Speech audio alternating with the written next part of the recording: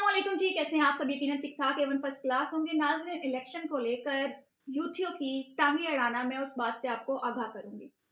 इस बात में कोई शक नहीं है कि यूथियों को भी अंदाजा है कि साइफर और तोशाखाना केस में सजा के बाद इद्दत अल-कादिर ट्रस्ट और 9 मई केस में भी न्याजी को बड़ी सजाएं होनी है, जिनकी वजह से न्याजी एक लंबे अरसे के लिए जेल में है और ये शैतान इंशाल्लाह कैद ही रहेगा। न्याजी का लंबे अरसे तक अंदर रहना एक हकीकत है, मगर अलीमा खान ने ऐसे में इंतखाबात को सरासर झूठी कहानी बनाकर मुतनाज़ा बनाने का घिनौना खेल अभी से शुरू कर दिए, मतलब रोना पिटना शुरू कर दिया। न्याजी अडियाला जेल में है, तो इसे फिर कौन से मोकलो या जिन्होंने बताया है कि इलेक्शन के लिए इस्तेमाल होने वाली मशीनरी और कंप्यूटर्स को नून लीग ने हैक कर लिया है? यार, हद नहीं हो गई लेम एक्सक्यूजेस की।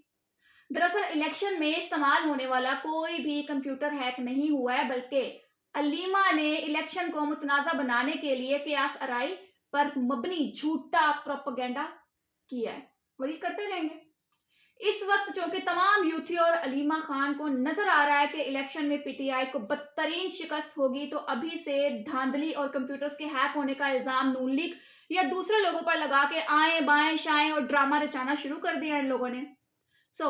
यूथी इस बात से पहले भी इलेक्शन से भागने की घटिया हरबे आजमा चुके हैं ताकि इलेक्शन मुलतवी हो जाए। यकीन कीजिए, अलीमा बाजी समेत तमाम यूथिये 8 फरवरी को होने वाली बदतरीन हार के लिए तैयार रहें, क्योंकि उस दिन हार की शर्मिंदगी से सर छुपाने के लिए भी इन्हें जगह नहीं मिलने वाली।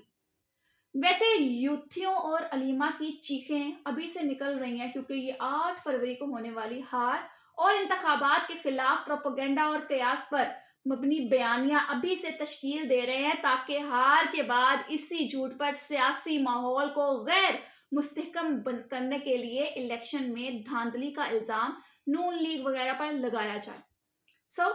अलीमा खान, जो कि इलेक्शन कमीशन और बाकी मुतलका अदारों पर बहतान और इल्ज़ाम लगा रही हैं, जिस पर इलेक्शन कमीशन और हुकूमत को चाहिए कि अलीमा खान पर प्रॉपर केस करके इल्ज़ाम तराशी के सबूत तलब करे, बसूरत दिगर इसको इस घटिया इल्ज़ाम तराशी और सियासी माहौल को ख़राब करने के लिए सख्त सज़ा दी जाए, तभी हमारा पाकिस्तान जो है मजीद तरक्की कर सकेगा। अदरवाइज इन झूठे और मक्कारों के हाथों हम लोग जलील होते ही रहेंगे। खैर, 8 फरवरी को यूथियों तैयार रहना हार मानने के लिए, और शायद आप लोग मान भी जाएं। अपना अपना ख्याल जरूर रखिएगा, दुआओं में जरूर याद रखिएगा, गलत कमेंट से परहेज कीजिएगा। अल्लाह हाफिज।